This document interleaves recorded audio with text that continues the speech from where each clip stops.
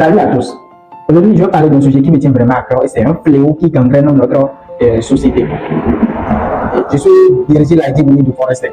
Vous savez, beaucoup de nos frères, d'amis de la diaspora africaine ont ce désir de contribuer au développement de leur pays en investissant dans les projets d'agriculture, d'agroforesterie. Mais il y a souvent un problème qui les freine. Ils sont confrontés aux déceptions, aux malversations et trahisons. Au long de fois, nous n'avons pas entendu des histoires comme celle-ci. Un terrain acheté mais qui reste en friche, des fonds envoyés pour acheter des plantes mais qui ne sont jamais arrivés, ou encore un champ en pleine dégradation, faute d'entretien. Toutes ces déceptions freinent l'élan de la diaspora à investir. On le sait tous, l'agriculture et l'agroforesterie sont des secteurs très prometteurs. Et beaucoup de la diaspora africaine souhaitent lancer ici des projets. Ils confient souvent leur investissement à des coachs, amis, frères, sœurs et parents, ce qui est normal. Mais le retour n'est toujours pas à la hauteur des attentes. Ils se font parfois duper et cela les décourage d'entreprendre davantage. Mais il y a des solutions pour changer cette situation et éviter les déceptions. Voici quelques conseils pour investir sereinement dans l'agroforesterie et dans l'agriculture depuis la diaspora. Numéro 1.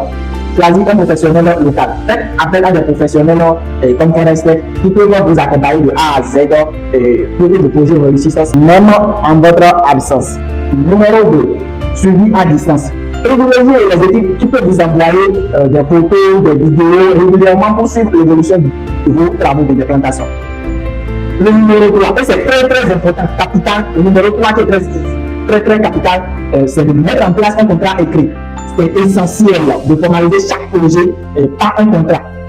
Cela vous protège et garantit un suivi rigoureux. Numéro 4. Investir progressivement.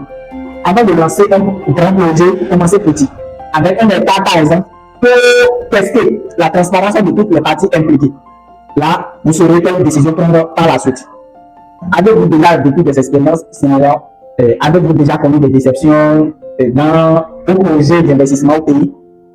Je vais vous demander de partager vos expériences dans les commentaires et ça pourrait aider quelqu'un. Ensemble, on peut faire la différence parce que la diaspora a un rôle clé à jouer dans le développement des pays africains.